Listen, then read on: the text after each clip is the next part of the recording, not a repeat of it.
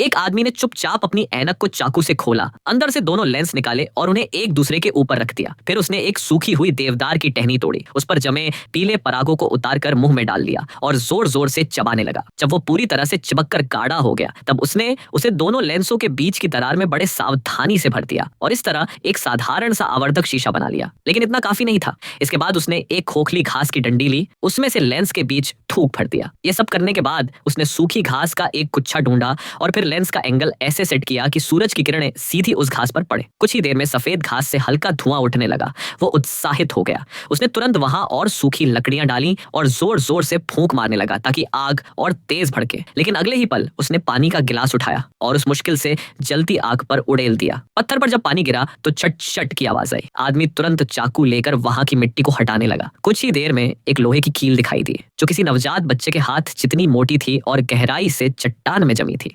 लोहे की जंजीर का एक सिरा उस कील से जुड़ा था और दूसरा सिरा आदमी के टखने से। यह सजा उसे मिली थी कायरता से भागने के जुर्म में। उसे कुछ खाना और कुछ गोलियां देकर वहीं छोड़ दिया गया था। ऊपर से हुक्म था, मरते दम तक लड़ो। लेकिन मरना कोई नहीं चाहता और वो आदमी भी उनमें से एक था। उसने कई तरीके आजमाए मगर कोई काम नहीं आया। फिर जब उसने गर्म पत्थर पर ठंडा पानी डाला तो एक उम्मीद की किरण दिखाई दी। लेकिन आसमान में घूमते लड़ाकू जहाज उसे बार बार डरा रहे थे। अगर किसी ने देख लिया तो अंजाम भयानक हो सकता था। इसलिए उसे तेजी से काम करना था। खाने और सोने के अलावा वो लगातार पत्थरों को गर्म करता रहा। धीरे धीरे सारी सूखी लकड़ियां खत्म हो गईं।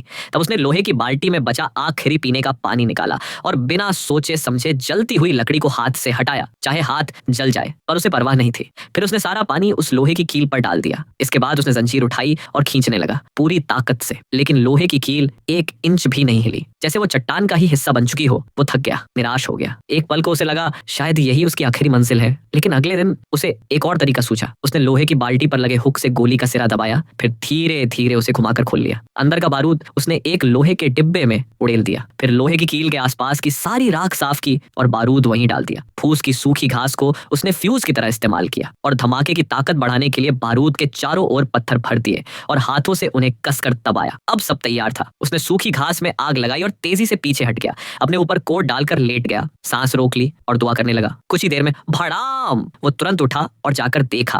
फिर कुछ जोर की लात मारी और हैरान रह गया। लोहे की कील थोड़ी हिली थी। वो जमीन पर लेट गया, अपनी राइफल का कुंदा पास की चट्टान में फंसाया, फिर एक बड़ा पत्थर उठाया और पूरी ताकत से कील पर मारने लगा। एक तरफ से नहीं, चारों तरफ से। कई बार हथौड़ा चलाने के बाद उसने लोहे की जंजीर उठाई, कपड़े में लपेटी और फिर दांत भींचकर पूरी ताकत से खींचने लगा। अचानक छटक, कील बाहर आ गई। वो पीछे गिरा लेकिन आजाद था। उसकी आंखों में उम्मीद की चमक लौट आई थी। सिर्फ जंजीर नहीं टूटी थी, उसकी सारी मायूसी भी खत्म हो चुकी थी। अब वो आजाद था और पूरी दुनिया उसके आगे थी।